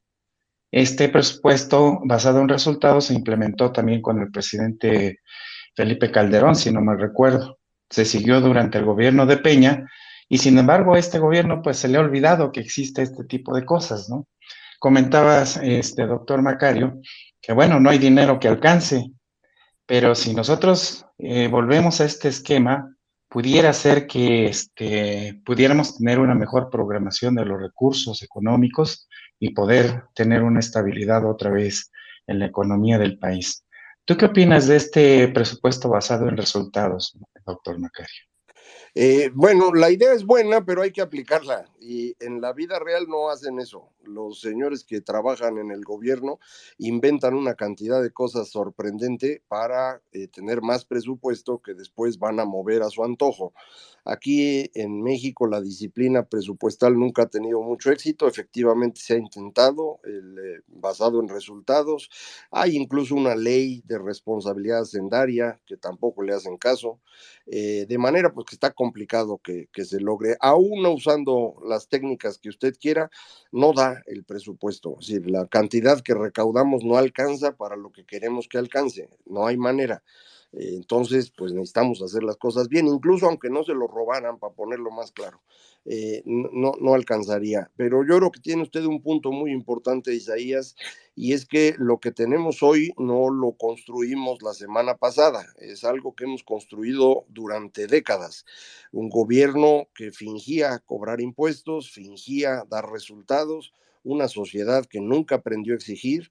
México solamente ha vivido en democracia 25 años, no tenemos mucha experiencia en ello y hay una gran cantidad de mexicanos que no tienen mucho interés en la vida pública. Con que le vaya más o menos bien a él y a su familia, con eso la van librando y no les interesa más. Esa falta de participación es lo que estamos hoy cosechando en manos, pues, de un personaje muy particular, pero si no fuera él podría ser otro. El problema va a mantenerse mientras los mexicanos no se hagan cargo de su futuro. Es correcto, y ahí es donde la acción de la sociedad civil es importante, y eso es a lo que invitamos y convocamos en cada una de estas conversaciones. Tenemos algo así como 10 minutos, entonces les voy a suplicar, por favor, que seamos muy breves. Va Tomás y después el doctor Visimus. Buenas noches, muchas gracias. ¿Sí me escuchan? Sí, adelante, directo. Gracias, saludos Macario, y me da gusto saludarte, José Antonio. Ahí nos seguimos en Twitter. Ana Lucía, mucho gusto. Se habla mucho del Poder Ejecutivo y yo sí quiero recalcar lo que he dicho muchas veces. Hay que voltear al Legislativo, En el 24 también es importante ganar el Legislativo, y hago este comentario porque ya vimos la ley de ingresos cómo salió, a mi gusto muy mala. Recuerdo que Macario decía mucho que los que se sienten muy sabios por no pagar impuestos no saben que lo pagamos en especie, ¿verdad? Y mi pregunta es, viene el presupuesto, ¿va a salir como lo mandó López Obrador? Yo por ahí he escrito algo sin ser experto y veo un presupuesto muy malo. Este presupuesto, Macario, nos va a traer más problemas, nos va a acelerar la recesión. Gracias, buenas noches. Gracias, Tomás. Sí, efectivamente, el presupuesto va en la misma dirección que ya traíamos desde 2019, se ha ido ampliando. Es un gasto muy grande en repartir dinero en efectivo, es compra de votos, es un gasto clientelar. Se sigue metiendo mucho dinero a proyectos que son ocurrencias, y se ha reducido todavía más el presupuesto en dependencias que ya están literalmente en los huesos, que no pueden hacer su chamba. Entonces, se está cavando el camino de la crisis fiscal, por eso mi insistencia en ello, porque el presupuesto va justamente en esa dirección. Hacienda reconoce que va a tener un déficit de 4 puntos del PIB, con sus estimaciones de crecimiento de 3%, que no van a ocurrir. Entonces, a mí, mis cuentas me dicen que el déficit del año próximo será probablemente del orden de 5 puntos del PIB. Si tú ya traes una deuda de 50 y le sumas 5 puntos más, ya quedas muy cerquita de en donde las agencias calificadoras van a decir, estos güeyes no van a pagar y nos van a quitar el grado de inversión. Por eso mi insistencia en que esto puede ocurrir antes del 24, pero certeza pues no tenemos sobre el futuro nunca, ¿no? Es lo único que no podemos controlar. Bueno, a veces el presente tampoco. Doctor, Visimus. Sí, muchas gracias. Y agradecido, sociedad, por estos encuentros, y Macario, mis respetos. Dos preguntas muy puntuales. Bueno, yo soy médico y se evidencia, yo creo que ya todos lo pueden atestiguar, el deterioro de salud del presidente, sobre todo en el último año, ver cómo sus discursos, que siempre han sido pausados, son extremadamente lentos, y esto evidencia un deterioro, pues, especialmente mental, sabiendo además que ha trascendido sus antecedentes de infarto y demás, pues podemos esperar que su salud siga deteriorándose. En ese escenario, ¿se puede quitar al presidente? Es decir, hay un deterioro grave de su salud. Y como segunda pregunta, si muriera, ¿qué escenarios nos esperan? Muchas gracias.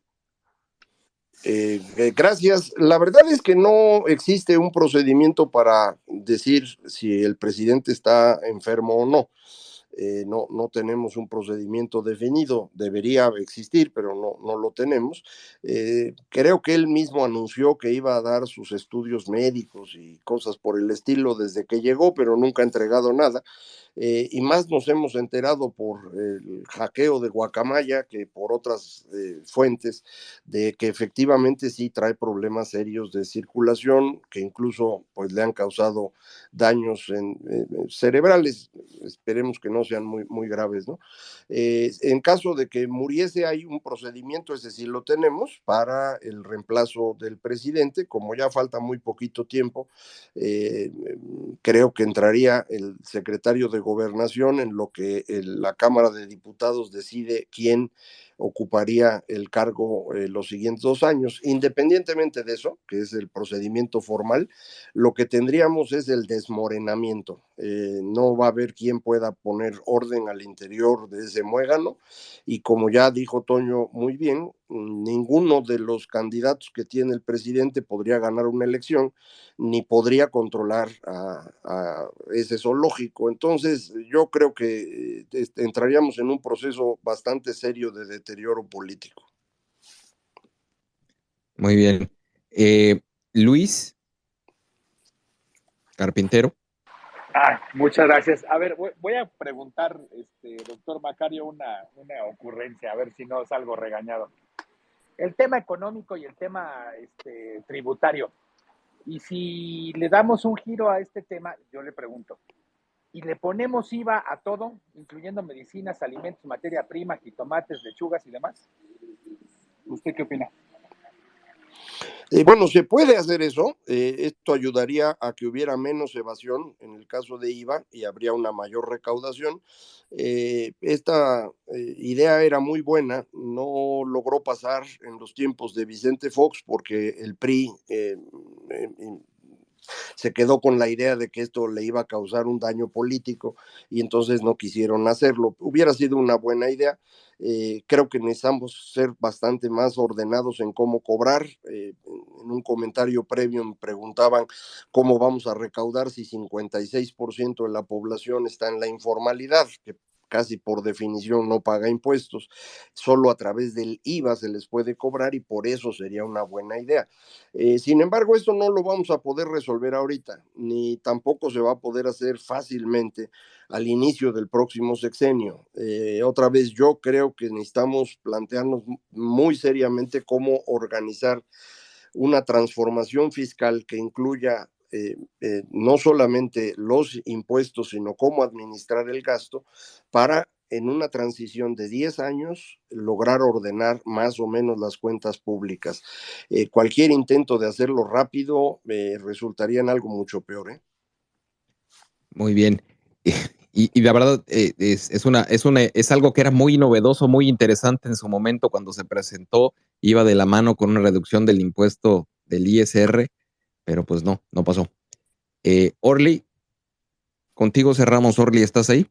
Sí, aquí ando. Buenas noches a todos, buenas noches, maestros. Fíjate que toda esa parte de la recaudación yo tengo una duda y siempre he querido, buscar una respuesta que nunca he encontrado.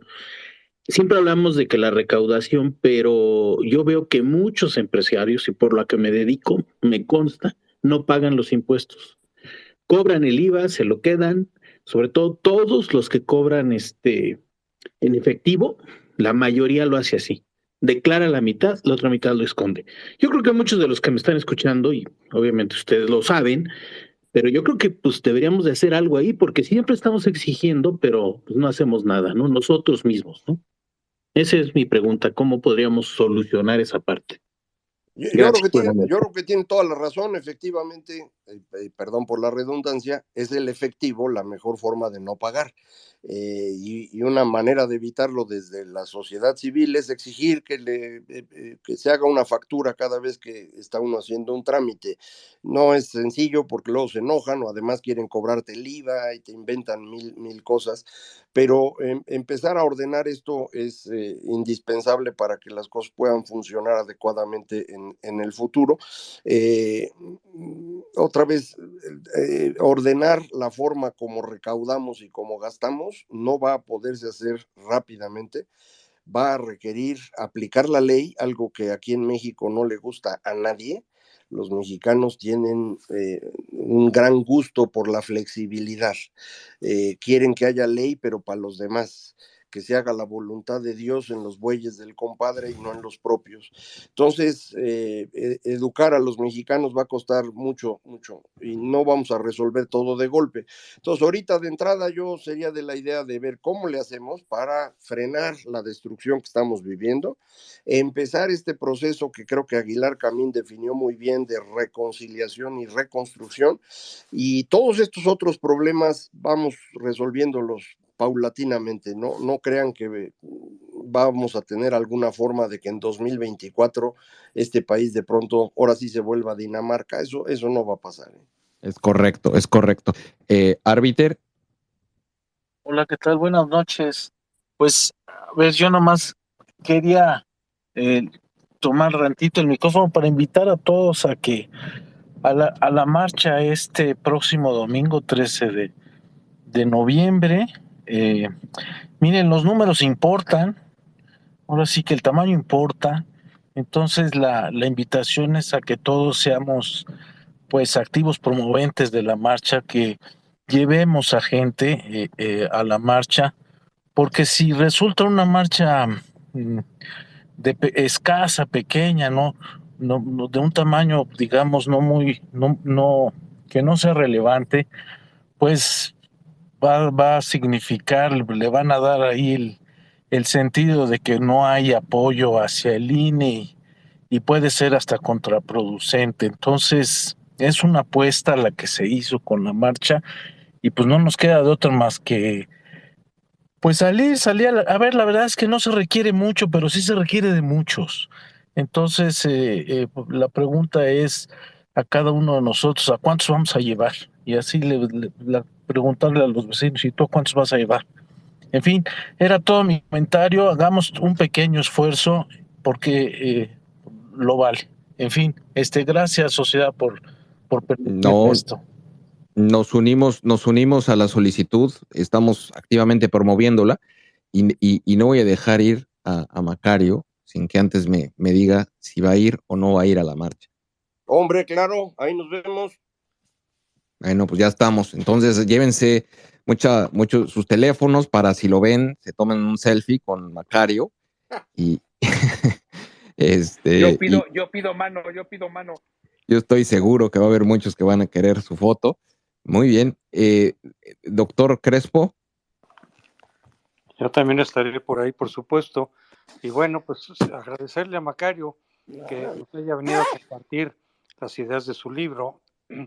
Muy interesante el libro, muy leccionador. Y pues iremos viendo qué sucede de aquí a 2 años en toda esta turbulencia económica, política, electoral. Pero por lo pronto, pues muchas gracias, Macario, por acompañarnos acá.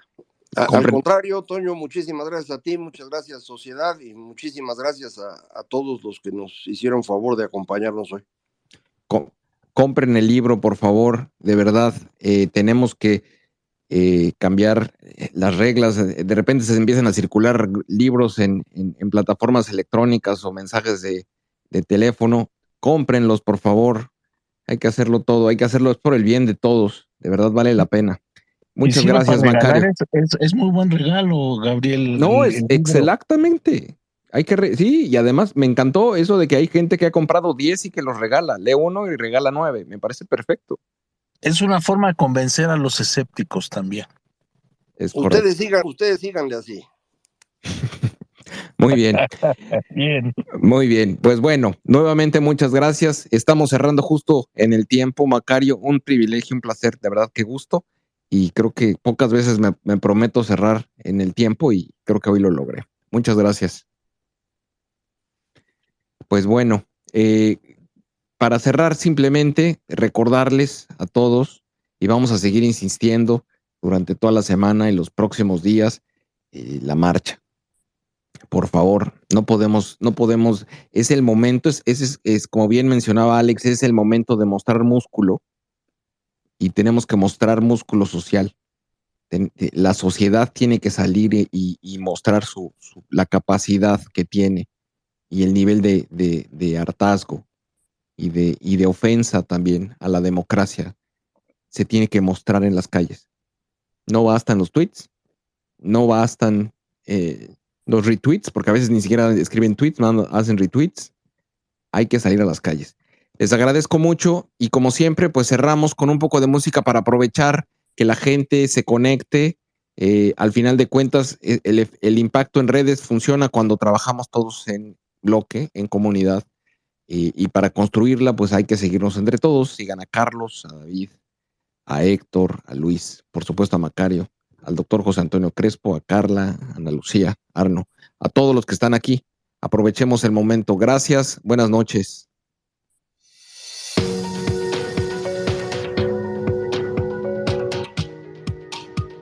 Bienvenidos al espacio de Sociedad Civil México, donde propiciamos el diálogo y el debate ciudadano. En un momento comenzamos.